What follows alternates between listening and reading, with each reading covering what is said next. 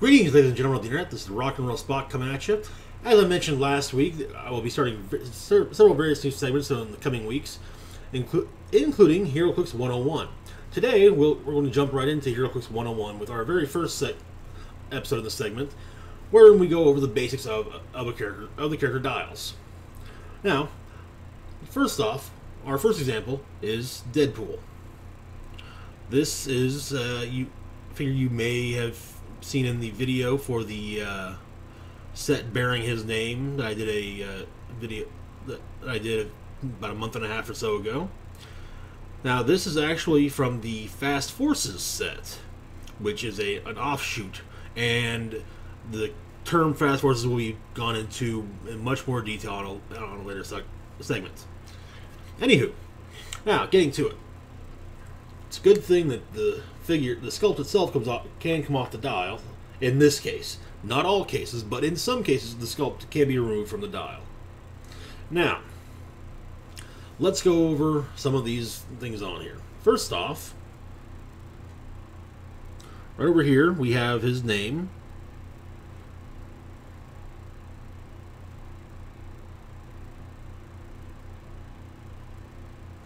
Which is apparently, sadly, is out of focus, but it says Deadpool.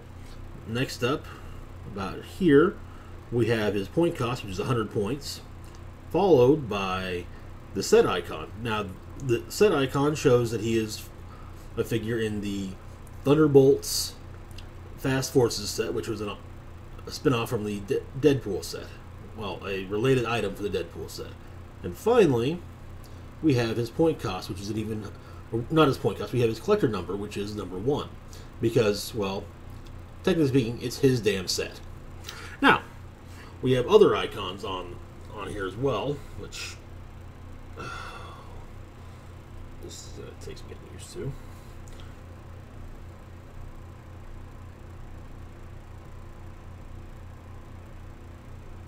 First off, God. Let's try this. First off, we have the boot icon, which means Deadpool is a regular grounded figure. What this basically means in gameplay terms is that all forms of terrain, except for clear terrain, are somewhat of a hindrance or worse for him. Next, we have the fist icon on attack. That is a standard attack icon, meaning that he can make attacks on opposing characters. Due to his range of 6 over here, he can attack opposing characters up to 6 squares away, provided he's not based by another character. But that's more into the rules, and we'll get into that on a later date. Underneath the fist icon, we have shield. That is the standard defense symbol, meaning if he is given a second action token, he takes a click of what's called pushing damage. That, again, a rule that we've gone into at a later date. Across from that, and above his 6 range, which had it really well, but is the burst damage symbol, meaning he is a regular, average, everyday figure. And lightning bolt signifies he can target one opposing character at a time. Now there are other symbols on here. For example, the speech bubble over here, which allows me to attach one of these speech bubbles onto them. Now the speech bubbles have their own point cost and their own in-game effects as well, but are really only for characters in the Deadpool set that are related to Deadpool very closely. Basically meaning they have to be a version of Deadpool.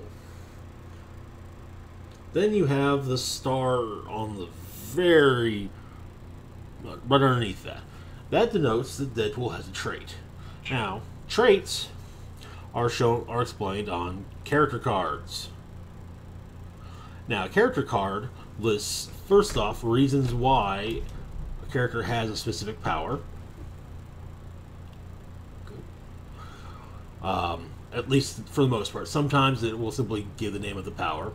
Also, it will list any special powers the character may have, and any special rulings about the character. For example, it explains the speed bubble icon, and it turns out that Deadpool here has 2 traits. First off, we have always a volunteer, Wade. If Deadpool is further from your starting area than all other friendly characters, he can use the powers Sidestep and Stealth. Very cool.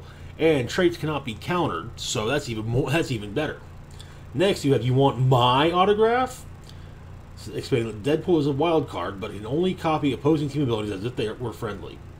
Again, that's a rule thing we'll get into at a later date. Now, Deadpool also has 3 keywords. And you can't really see them, but you have Assassin, which is a generic keyword. Again, these are rules we'll get into in another. The terms between generic and non-generic keywords we'll get into another date. Then Deadpool Cooler and Thunderbolts. Now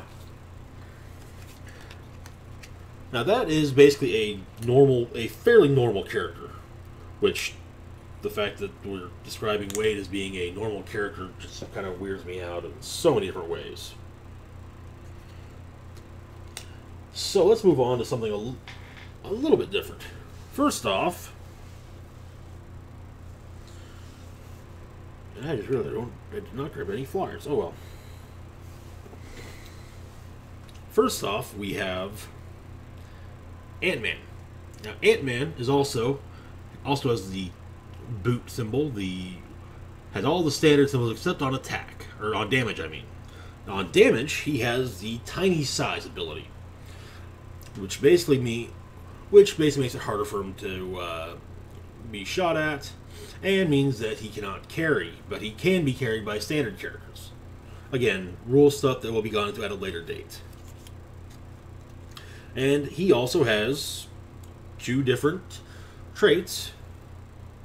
One which allows him to switch places with another version of Hank Pym, and one that allows him to give the tiny size keyword or ability to another friendly figure with the Avengers keyword. Now, keywords on Ant-Man. We have Avengers and we have Scientists because, well, Hank Pym, though a jerk, is a scientist. He also sports the Avengers team ability. Again, most characters that are Avengers sport this ability, but not all. Some are set up with different abilities, with different team abilities, depending upon who they are. Now, next up we have something a little more interesting. We have a duo figure. This is Sin and Crossbones. Crossbones, you may remember from sort of, at least, from Captain America: The Winter Soldier. Frank Grillo, the character that was Brock Rumlow, one of the members of the strike team that Captain America and Black Widow are part of. And Sin is actually the daughter of the Red Skull. Now, things to note. First off, rather than the standard attack ability, they have the duo ability. Now, basically, this allows for 2 attacks per turn. It's more than just that, but that's the basic gist of it. Next, they have the defense ability known as Indomitable. Now, this means that they actually can be given 2 action tokens in a row without taking damage. Also, a note about the character cards.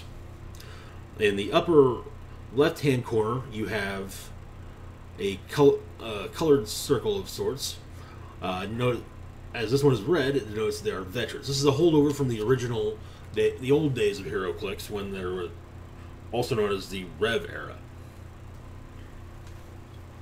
Next up, we have the Dreadnought. First off, the Dreadnought is a generic figure in general. Also, of note, the only new thing on this that we haven't gone over yet is the giant size ability. Now, basically what this does is this denotes that he is a larger character than most, and the character card denotes he's a rookie. Again, this is really just a generic thug, well, robot basically. used by quite a few groups as denoted on his character card and the keywords: AIM, Enforcers, Hydra, Magia, Mandarin's Minions, and Robot. Which, Robot being, of course, a generic keyword, the rest being non-generic keywords. He's got a point cost of 50. He also has the Hydra team ability, much like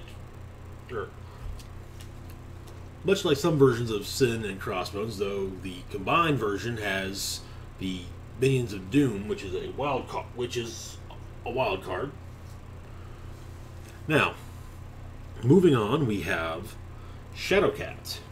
Shadowcat, first off, also known as Kitty Pryde from the X-Men movies.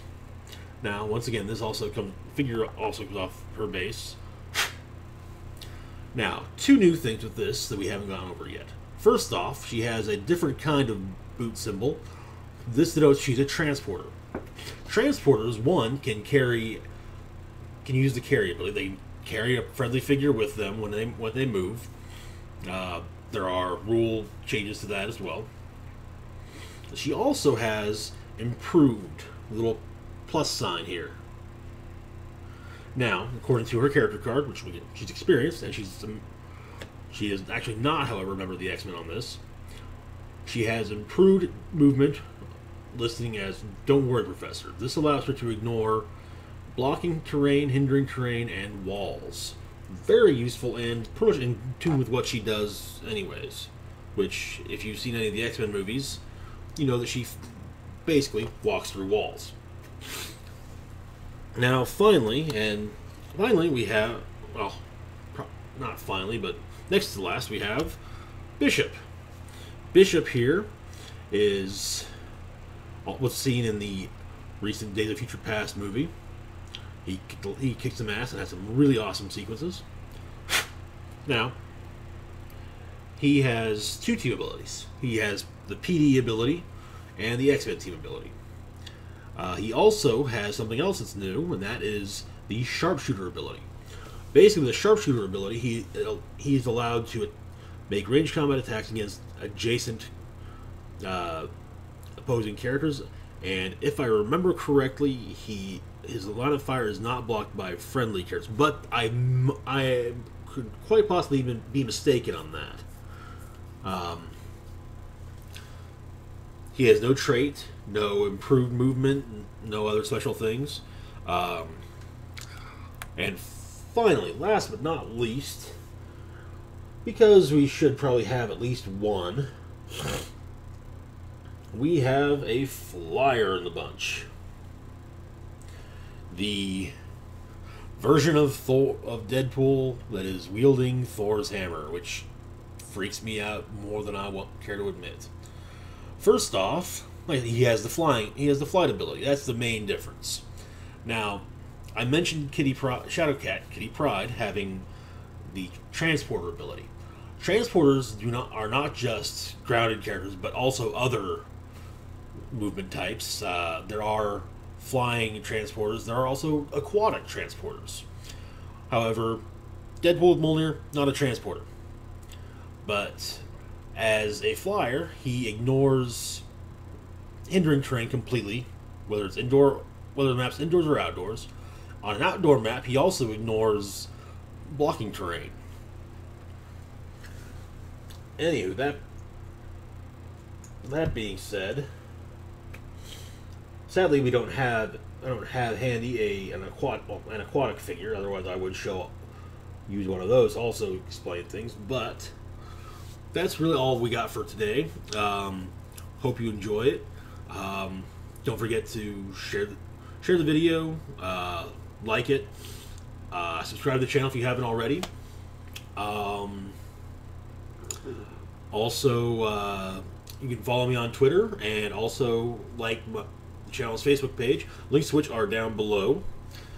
That's pretty much all I got for today. This is Rock and Roll Spock signing off, everyone. Live long, rock hard.